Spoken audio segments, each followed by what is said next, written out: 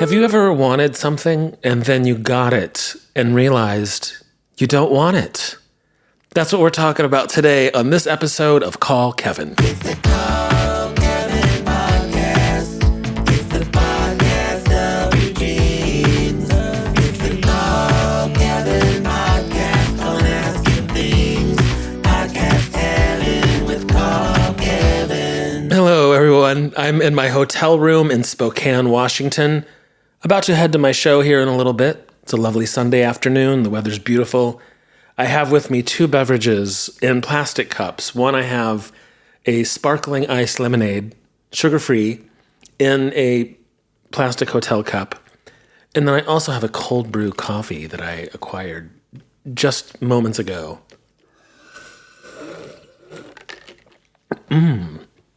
And today we're going to talk about, well, we've got a variety of calls, but the prompt that I put out was, have you ever wanted something, maybe a job, a relationship, and you thought it's what you wanted, and then you got it, and it wasn't everything you thought it would be?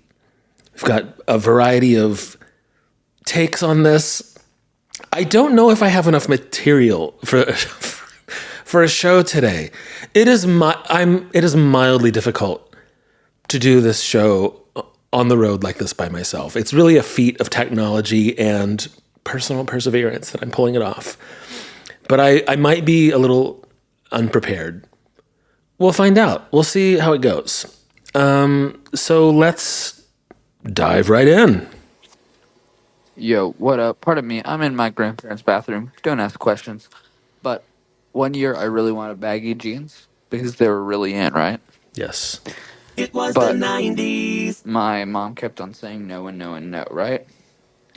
And then one day I was walking in the hallway, and this is very important. And in the hallway, there was this guy walking with his baggy jeans, and his baggy jeans were like dragging on the floor. Like these were baggy jeans. And me, being the little schizophrenic person I am, stepped on the back of the bag of jeans in a way that when he kept on walking, he basically pantsed himself, which is kind of his fault. No belt, you know. But he basically pantsed himself, and he had Hello Kitty underwear on, right? And ever since that day, when I got baggy jeans, well, when my mom surprised me with baggy jeans for that Christmas, I've never worn them out of fear of that happening to me. Like God punished me in some way for that. Yeah, but that's my story. You rock. Bye. I remember that era of like super crazy baggy jeans. I was a little, by the time that happened, I was already in kind of a different world.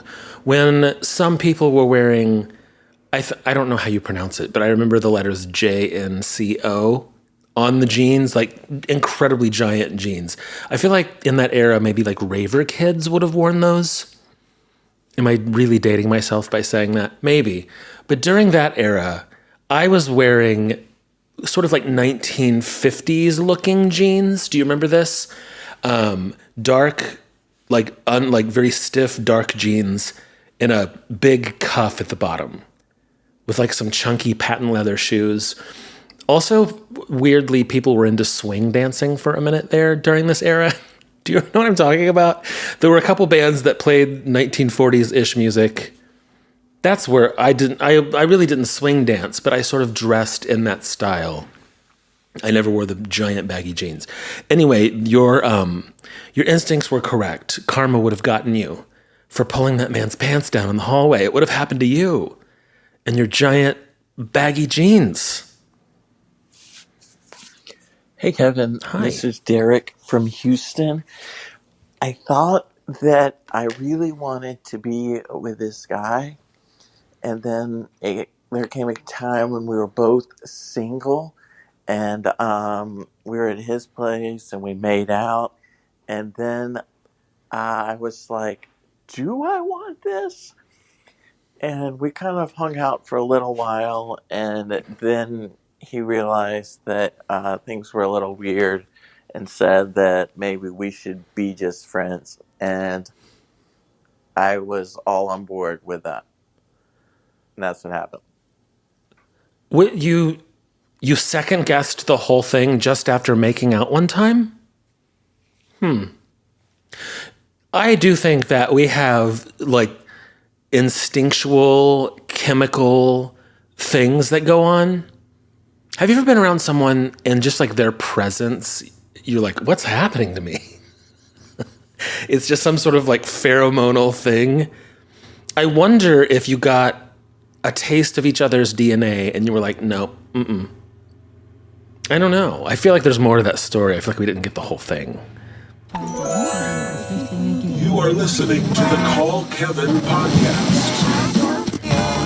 When I was a kid, when it was the 90s, I really wanted an easy bake oven. I Oh, put it on my yes. birthday and Christmas list for years on end. My friend ended up getting one before I did. She invited me over to her house. We were all excited to bake a cake in her easy bake oven, and it totally flopped.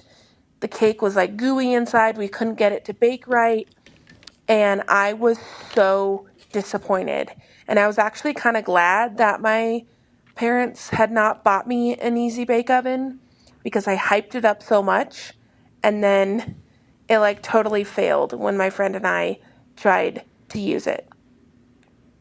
That's so funny. Do you remember that era of toys? Everything was so gendered. Like for the girls, you can bake a cake.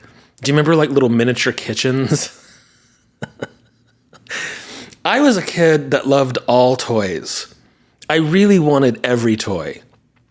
I mean, not like in a crazy, like selfish way. I just mean like there's really no toy that I saw that I was not like, I'd play with that, except for like crazy hyper masculine toys, like trucks and stuff. That wasn't fun to me. I loved dolls and figurines because they're like little people.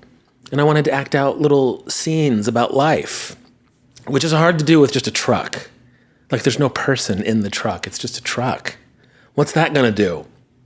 I remember I never had the easy bake oven, but maybe a neighbor did, because I do remember baking that tiny ass little cake. And then that's it. Like you bake the little cake, there's like a light bulb in there that bakes the cake, and then it's over. I think that's a toy that kids just use one time, and pretty universally we're like, well, we did that. Oh, and then also there was that Barbie head hairstyling doll. It was just like a bust, like from the neck up, a larger Barbie head with a ton of hair, and you could style it or braid it. I wanted one of those so badly. And then in my neighborhood, there was a rummage sale, and they had one of those Barbie head dolls still in the box, barely used, 50 cents. So I ran home and I asked my dad if I could have 50 cents. And he was like, what's it for? And I was like, I'm sorry, Dad, I need you to trust me. I can't tell you what the 50 cents is for. And then I ran back to the yard sale, hoping no one else had taken it. And it was still there. And as I was buying the Barbie head doll, I remember the person was like, is this for you? And I was like, no, it's for my sister. And they were like, well, that's very kind of you. And I was like, thank you. I know it really is extremely kind of me to buy this for my sister. But in fact, it was for me. And my neighbor was trying to impose gender norms onto me. And I succumbed to the societal pressure. This episode is not going to be long enough. I'm looking at the calls I have, and I did not plan this out very well. So let's continue. I spent 2 years the affair partner to this man I was desperately in love with. I mean, I wanted him so bad. But at some point I realized he's married and it's just not going to happen. So I detached and did my own thing for a while. About a year passes and he calls me. He's like, I got a divorce and I divorced because I'm in love with you and I want you. I want to be with you. And I'm like, fuck yeah, bring it. Yes. And so it's on. We're blissfully happy. He moves in, drops his stuff, and we're just doing it. So I get a call I'm from sure his you are. ex-wife, and she's like, I hope you're happy. I hope you know what you did. You destroyed a family. 2 little kids don't have their dad now. And this is all on you. And I'm like, whatever, bitch. Oh my God, He's this my is man now. I got what I want. Too salacious. bad, too sad for you. Anyway, about a month goes by, and he hasn't unpacked any of his stuff. And I'm like, what the shit is this? I can't live like this. This is crazy. And then he starts coming home at inconsistent times, not answering the phone. And I'm sure you can guess how this ends. Yeah. Exactly the way I found him, which was in an affair. So I take my little broken-hearted self, get it all together, get my career together, get my weight loss down, and I'm looking really fine and singing with this R&B group in town. And he sees me and he's like, oh, I want you back. And I'm like, And you did it. Oh, you sorry, didn't do too it. late. But what I really got out of it was I did get what I wanted ultimately, which was my own love and my own self-respect for myself. Yes. So stay true to it and don't let anybody fuck with it because it's not worth it. And the wife knows him better than you do. And believe what she says. All right. You know, before anyone gets judgy about that story, I know that exact same scenario in a bunch of other. I've heard that story so many times. That's a common story. And there must be something, you know, I know one person who, she's my age. I've known her you know, a long time, since we were in high school. And to my knowledge, every single relationship she's ever had started and ended with an affair. You know what I mean? Like, she met the person already in a relationship, affair scenario, and then whenever what they were doing had run its course, ended in some sort of other affair. And I mean, I know of this happening in their life like maybe 4 or 5 times. And I think for some people, there might just be something really appealing about a little danger, about something taboo, the passion, living on the edge. I think that's attractive to some people. Is it healthy? Probably not. Should you maybe explore it to some extent in therapy? Probably. I'm just saying it's common. I've heard that story a lot. Is there anything else left on this page? First. But then, Hold on. Oh, this is a mess. Hold on. Will that play from the beginning?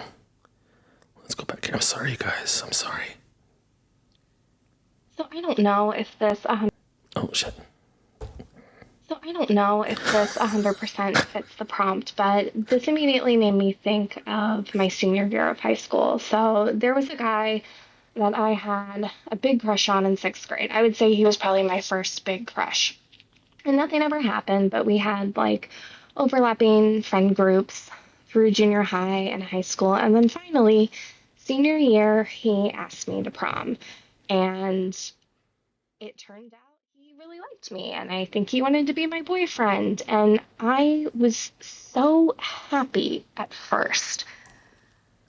But then I self sabotage. So, I mean, I don't want to say that, like, if you had asked me, did I not want it? I never would have said that. But all of my actions, like, made it seem like I didn't want it. And I think it was because my parents were I'm like, going to stop that call because it's hard to hear. There's something technically wrong with it. But you were in high school. Nobody knows what they want in high school. Should I start this episode over? No, I'm going to press on. You guys, I'm sorry. I'm doing the best I can. I have a show tonight. I'm in my hotel room in Spokane, Washington. I'm trying to be consistent with the show. I love doing this show. It's a little hard to do what I'm doing right now. Oh, I did this last time. My brain's a little foggy. I'm like traveling from place to place. It's hard to keep it together, you guys. And I guess if I were to tell my own story, even though most people are talking about relationships they wanted, and then when they got them, they didn't want them. I am in a weird place because I've told you this last time. I'm tired. I'm getting a little burned out. And I'm grateful. And it's so exciting, doing all these shows all over the place. And I took a break for 6 months and I thought that was enough, and it just wasn't. And I've got maybe like 25 to 30 shows left on the calendar. And of course I'm going to do them. I'm excited to do them. I'm simultaneously tired at the same time. Are you tired of hearing me say that? It's just difficult. It's difficult to keep it all up, I think. I should start this episode over. But I don't have time. I don't have time to do that. I have to press forward because I have to head to the club as soon as I'm done with this. I'm like Lady Gaga. Do you remember there's that interview where they're asking her about like how glamorous her tour is, and she's like, no, here's my life. Club, bus, interview, another club, bus, plane, club, show, hotel, club. It's like I'm not Lady Gaga, but I understand. I understand what that feels like. If you'd like to make a call, please hang up and try again. Hey, Kevin, Shamala Hamala to everyone on the podcast. This is Sarah, and I left a message about a month ago giving a shout out to my best friend.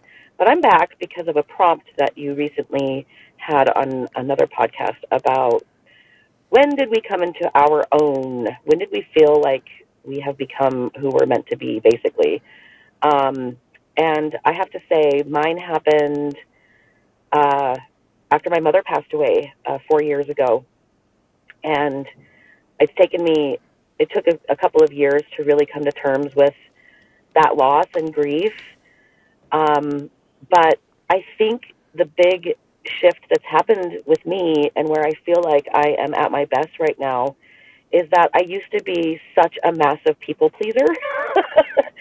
And when you lose someone like this, something shifted in me, and I'm sure that you have an audience of people out there right now who are also dealing with grief and loss, and something shifts in you where if you were a people pleaser, I'm in healthcare, so there you go, you just stop giving a shit about putting too much energy and time into relationships that maybe you were doing most of the work in. And so as a result of that, lots of my relationships have shifted. Some have become stronger and more loving and amazing, but quite a few have gone to the wayside and have either just completely been lost in the grief and loss process, or, we're just not working too hard at it. So this is just for anyone out there who is struggling with that, and I hope that this gives you some hope, because there is hope to become a better person and maybe realize how you want to spend your time and energy. And I think once you figure that out in your life, you start to come into your own and you start to feel better about yourself, truly, because that's what's happened to me anyway. So, yeah, I hope this helps anybody out there. And thanks again for this platform, Kevin. You're rad. Bye-bye. Life has a way of doing that, doesn't it? Sort of distilling out the things that don't matter and clarifying the very small amount of things that do matter. And this is just, I think, what time does to a human. And I've experienced that. Things happen, time goes on. When you're young, you have a lot of ideals that haven't really been tested yet. And so you have a lot of things that you're holding on to, concepts of happiness, things that someday when it all comes together, and then you live through it enough and you're like, you know what, fuck this. I'm tired of holding on to a thing that may or may not be coming. What is real right now? What is here, present around me? I feel that. I'm sort of constantly in a process of that at this stage in my life, figuring out what's next, figuring out with all of the unexpected things that have happened to me in the last 4 or 5 years, Yeah, I'm constantly like, okay, what's it all about? What's next? What really means anything? I mean, you guys are watching me, listening to me, work it out in real time. Even on these podcasts, the last couple weeks, hearing me break down in the middle of it and be like, fuck, should I? My brain's too scattered to really make a good show right now. And I'm going to finish it anyway because I believe it's important. I feel there's a connection happening here, and that's important to me. And it's why, and since I think this is a good moment for us to move into the commercial portion of the show, and my commercial is going to be for my studio, Shamala Hamala. And a huge motivator behind why I'm doing this is because I'm thinking about what's next for me and what's next for you in relation to me. What's next for us? I want to do things that are meaningful. I want to do things that are slower. I want to do things that are more intentional. I feel, you may have heard me say this, or maybe you haven't. I feel like social media is disintegrating before our very eyes. And in a way, thank you, Jesus. And the position of a content creator and that sort of thing, it's sort of dissolving into the past. Can you feel that? Haven't we had enough of it? I am one, and I've had enough of it, I think. And now I'm like, I want to take this small audience that is gathered around me, and I want to do something more meaningful and more intentional. And that's what my Shamala Hamala project is. If you don't know, if you haven't heard me talk about it, I'm opening a space in my neighborhood in Cincinnati, Ohio. And yes, it directly affects my neighborhood and my community. But there's going to be a lot of stuff online that you can watch and follow along. And if you would like to hear more about it, there's a website set up, shamalahamala.com. And you can go read a little bit about it. If you're an artist and you would like to have your art shown, there's going to be occasional art gallery shows. Wherever you are, if you can get your art to my space, we could put it on display. And there's going to be a Shamala Hamala magazine in print, like an old school zine mailed to your mailbox. I've got some pretty cool ideas. And all the details are on the website, shamalahamala.com. Another thing that I'm not prepared for, I had a couple other commercials to shout out, and I don't know where that piece of paper is because I'm in a hotel room in Spokane, Washington. But I remember a couple of past ones. I'll shout them out. You've heard me talk about stringsforhope.com is this really cool organization in Nashville, Tennessee, where I used to live. They take used guitar strings, mainly used instrument strings, and they turn them into really neat pieces of jewelry. But they hire people who have been victims in some way of abuse or just, other things in life.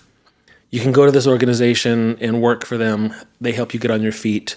So buying a piece of jewelry from them is for a great cause, and there's a neat story behind it. And you can go check out what they make at stringsforhope.com. And the other thing I'm going to shout out is my friend's tea business. It's mentybongwater.com. You may have seen him on TikTok. He has a very popular social media, Instagram and TikTok. He makes loose leaf tea. He's a super cool guy. And if you're a fan of tea and intentionality, go check him out at mentybongwater.com.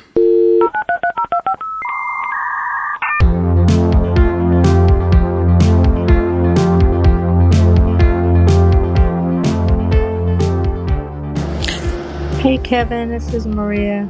I'm here in Southern California. I'm 58 years old. I just love your It Was the 90s when you auto-tune. And my daughter Danielle, she lives in Vegas now. We haven't never been too close, but she did bring you up last weekend when I was over there visiting. And oh my goodness, we just bonded. She just loves the 90s. And just want to say thank you for that.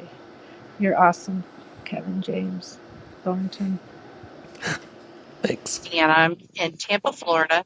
Actually, I think I started watching your videos around 4 years ago, probably. And I just really resonated with your content. I thought it was super cool, super funny. I'm 45. I'll be 46 in a couple of months. And I felt like, gosh, the 90s, I'm so nostalgic for them now. And I thought your content was really like dialed into that classic 90s vibe. So, anyway, just want to thank you for your content. And I do certainly hope to see more of you. Have a wonderful weekend. Bye. Hi, Kevin. I'm just using this feature because I thought it was very cool that you have this feature to allow us, your fans, to leave little messages using our voice, not just our text. I just want to say thank you. I will try to follow you anywhere I can find you, and I did just sign up for your email newsletter. Thank you so much. My name is Camille. I'm from Iowa. And I'm just leaving this message because I wanted to share with you how much joy your content has brought to my life and how much a lot of the things you speak about resonate with me as both someone who was raised very religious and someone who identifies as queer. I wholeheartedly appreciate the way you have brought humor to some of our lived experiences that that we struggle with. And I love you so much. I love what you do. Please don't stop doing it. I will follow you on any platform you go to. Again, my name's Camille. Just a little mom of 3 in Iowa, reaching out to say thank you. For being you and for being awesome. You really have a way with words, unlike me. Thank you. It was the 90s. I grew up in a super fundamentalist church too, called the Mormons, and I'm out now. Yay! We love your work. Thank you so much. Bye! I'm from Southern California, and I spent 1 semester in college in Massachusetts at UMass Amherst. And I lived in the dorms, and I had just the most fun and made the deepest connections and traveled. And when I came home at the end of the semester, I was super sad. And the following year, I went back to Massachusetts to try to recreate. And even though it was the same people in the same city, I wasn't the same person, and I couldn't recreate my perspective from that time.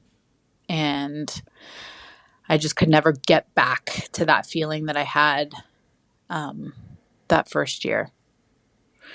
And so it was kind of disappointing. And I went home. I have a couple experiences like that in my life where I wanted to go back and recapture something, and it never quite works, does it? Once the moment is gone, it's usually gone. I hung around an extra, maybe 2 semesters.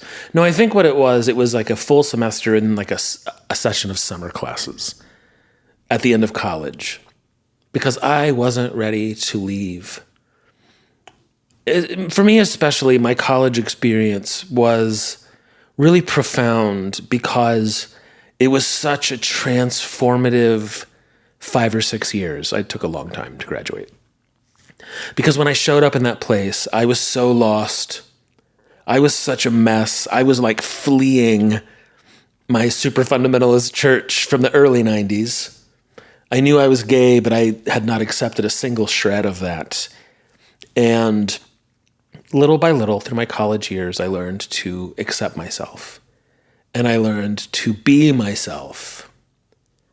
And all of my friends graduated, like kind of at the same time. And I remember I could have gotten it together and graduated about the same time too, but I signed up for like an extra thing. I didn't want to leave. I wasn't ready to leave. And I remember the last semester being at Ball State, where I went to school. Everyone I knew was gone. Every single person was gone. There wasn't anyone. I had no friends there. And I would just like wander around campus. And in a weird way, I'm glad that I did it. I needed more time to let go. And I needed more time to get ready for whatever was next. But I hung around this place and it was all ghosts. Everyone I knew was gone. And now it was just buildings. Hey, how's it going? I'm a second-time caller. I'm the guy who was in the worship band with the guy who met Satan on the beach in San Diego. Oh, yes. I had a question for you, only because I think you're the only person I know parasocially that could give me any sort of insight or could relate to me on this question. I grew up charismatic Catholic, which means not only were we doing charismatic stuff like speaking in tongues and singing contemporary Christian music and all that, but we were also Catholic, so we were like flying to Europe to kiss the bones of saints in like ornate glass jars in churches in Italy and stuff. I want to do that. But I left the church sort of like early college, and the process for me was really kind of slow and subtle. I didn't have a moment. I kind of had a moment where I said this isn't for me, but there was no real inciting incident. And I thought I made a clean break, but it just took so long for all of that to sort of die inside of me. Everything I took for granted and everything I knew was true was sort of gone. And I was really wondering at the time, why am I in such existential anguish? And it took a long time of introspection to realize that's what it was. But when you left the church, what did you tell yourself to give yourself the courage or the space to move on? Was it as slow for you as it was for me to feel normal again? What was that like for you? I'm sure you maybe have covered it a little bit, but I'd be really curious to hear what you would say about that. Anyway, kind of a bummer question, but like I said, no one else in my life was as into the Jesus thing as I was. But anyway, I appreciate it, and I really enjoy your show, and hope you have a good one. Thanks. Yeah, it was very, very slow for me too. I think that there's two kinds of experiences, at least from what I've gathered and people I've talked to and people's stories I've listened to. Some people have more of like a cultural separation from church. And I think for a lot of people, it was like your family went to a church. It was a tradition. It was very like tradition and the culture of your family. And then maybe something happens and feelings got hurt and the family stops going to church. And then there's some kind of like clean break that is a lot quicker for some people. Because I think there's two kinds of experiences. There's that one. And then I think for some people, it was a much more internalized thing. For me, and you might be surprised if you're hearing this for the first time, my family didn't go to church. A lot of people assume that, people always ask, how do your parents feel now about everything? And I'm like, believe it or not, my parents weren't there. They didn't go to the church. In high school, I just got sucked into a big mega church youth group. My parents never went. They weren't part of it. And I think they thought it was a positive thing that their son was in church. But I was doing it on my own. It was a whole internal world. And it was complex, and it was real, and it was full of fear and pain. And so to leave it for me, it wasn't just like packing up my bags and leaving. It was inside of me. And it sounds like it was for you too. And that took a long time to untangle and let go of. A really long time. I just told you about my college years a little bit, and that's the bulk of it. Like from when I showed up my first year of college to when I finally drove off from that town. And that was like 5 or 6 years. But even for a few years after that, after college, I moved to Nashville, Tennessee. And when I arrived in Nashville, I think in the moment I thought I was done with the conflict. I was done with being in conflict about my sexuality and Jesus. All that stuff seemed to be resolved, and it was. But it still reverberated inside me for a few more years. Yeah, it was slow. It was a long, slow burn. I think this is a good moment, and I didn't do this the last couple episodes. I'm so sorry for a dance break. Dance break in your car, in your office, where you are. Dance break, move your booty, break it down like it's your duty. Dance break. Dance break. All right, I don't know what that dance I just did was. I'm a little embarrassed by how my body looked. If you're watching on YouTube, see, you only know if you watch on YouTube. If you're just listening, you don't know what a terrible dancer I am. Hold me closer, terrible dancer. Regarding your recent TikTok, I just got a job that I wanted, was there for 3 months, was absolutely miserable, very mean girl vibes from my coworkers, and I was having panic attacks thinking about going to work, so I texted my boss and quit on the spot. I couldn't do it and ended up going back to my old job. It stinks because now I'm per diem. I'm not full time anymore, so I don't have benefits, but I'm happier. I can't stay somewhere where I'm miserable. Yeah. I think that's a common thing, especially in the job world, that maybe the job itself you would have enjoyed, but there were other people messing it up. I've experienced that. Actually, that's probably the thing I've experienced the most. I also had the person that I was with for several years, that you've heard me talk about before. He is a wonderful person. And in most work environments, he's always been like a sort of a beloved person in the office. And I remember he was getting this new job when we were together, and he was so excited about it. It was like a new chapter, a new frontier. And then he got there, and it had a lot of mean girls in the facility, and it ruined the whole experience for him. And he didn't last very long. I had a job like that where on paper, it was really perfect for me. It was creative. It was teaching. But the person who was above me was awful and made the place unbearable. When I was a kid in the 80s, I really wanted a Snoopy snow cone machine. Oh, yeah. Every Christmas, I would hope to find one under the tree. Yes. I never did. Never received it. Side note, when I was in my 20s, my parents dug out all the letters that I had written to Santa over the years. And not once did I actually ask for a Snoopy snow cone machine, so not surprising that I didn't get one. But fast forward to my late 30s, I receive a package in the mail one day from a friend from college. Apparently, I had told her at one point that I had always wanted a Snoopy snow cone machine. She found one at a thrift store and sent it to me. And it was the 80s era Snoopy snow cone machine, the one that I remembered from the commercials that I really, really wanted. And so I got this thing, and I looked at it and went, I don't really know if I want this anymore. I am never going to use it.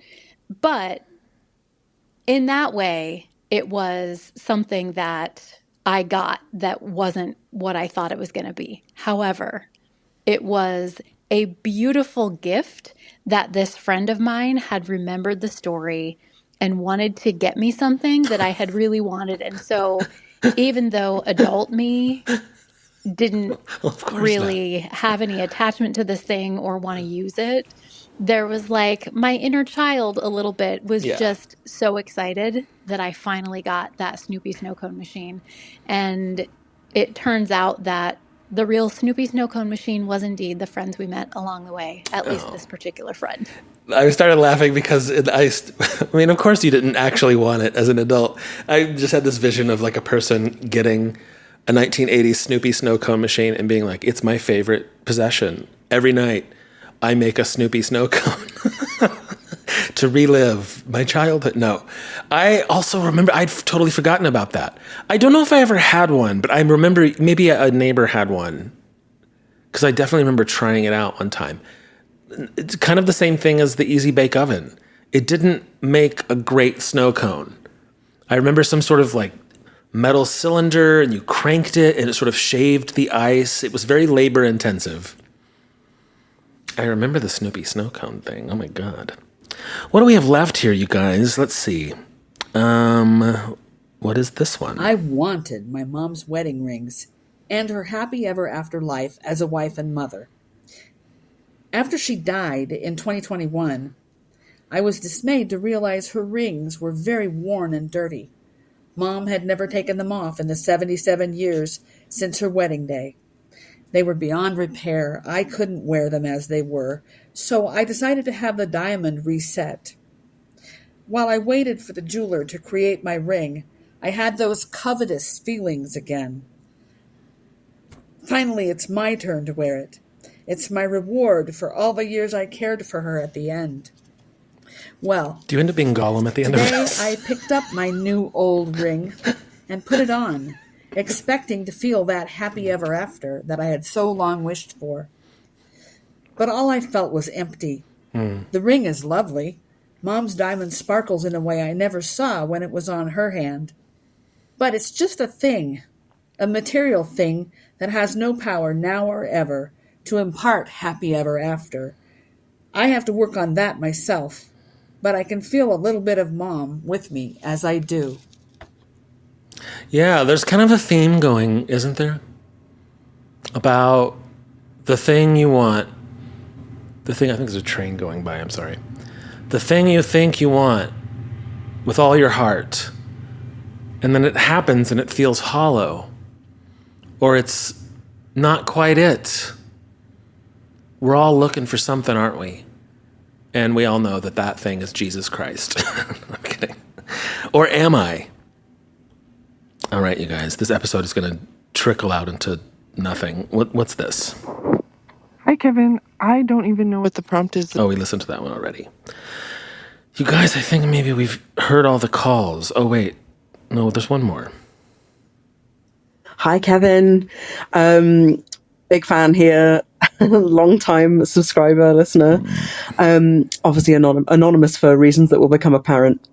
So in terms of things that, you think you really want and then you get and are just absolutely, awful or not what you expected. When I was 24, this is before I had therapy, I worked in a hotel and the barman at said hotel, well, I just thought he was wonderful. I thought he was so sexy and so edgy.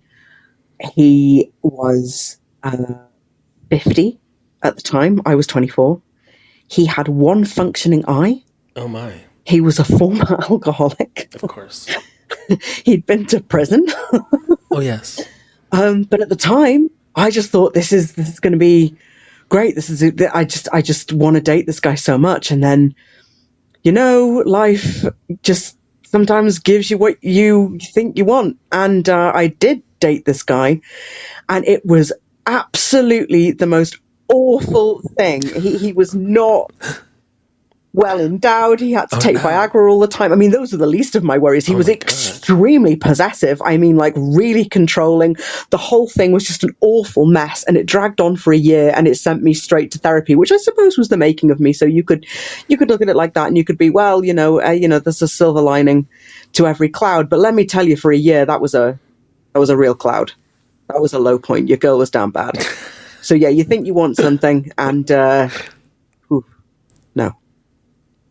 I have so many of those. I mean, not like a impotent, one-eyed, possessive person, but I had other versions of that, especially when I was younger.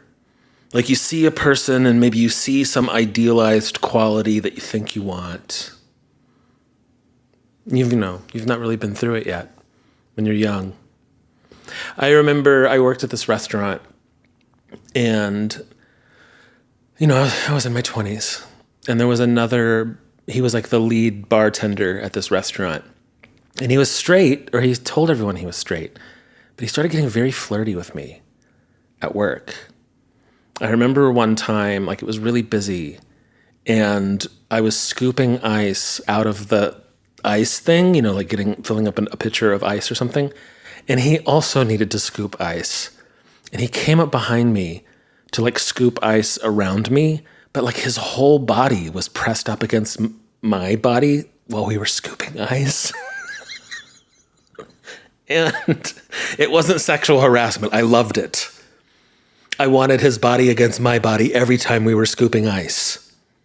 I wanted more full body ice scooping contact. And then like another person, like another server or something, maybe dropped some hints that like he was curious. Like he was straight, but he was curious.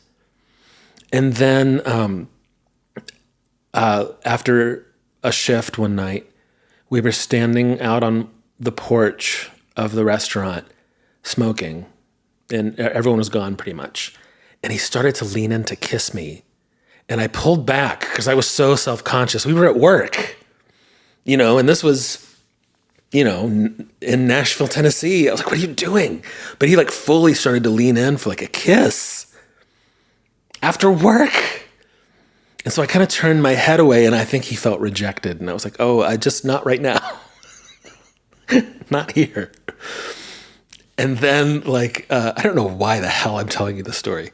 And then a couple weeks later, he asked if I wanted to come over to his house just to hang out.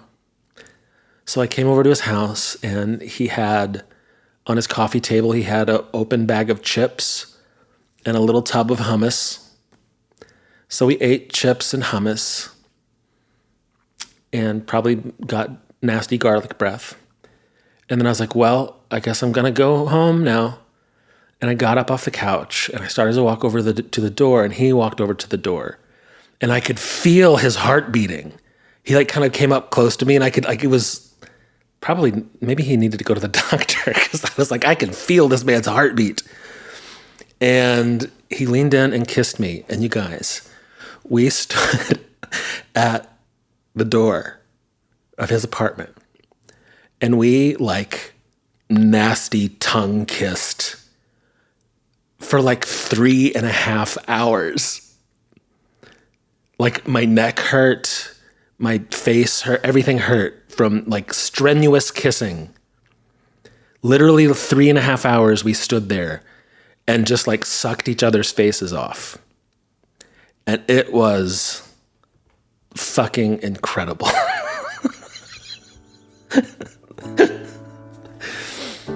I haven't thought about that in a long time. And that's one of those scenarios where I got what I wanted and it was fucking fantastic. So that's how we're going to end this episode today. You guys, I guess I sort of deconstruct myself in every episode of Call Kevin now. I start out saying how unprepared I am. And then I have a crisis about it. And then we work it out somehow by the end. It was the 90s. As always, you can go to my website, kevinjamesthornton.com. Record me a message. I want to hear from all of you. I don't have a prompt for next week, really, but I'll post one online in the near future. Thanks for hanging out. Have a great week. It was the 90s.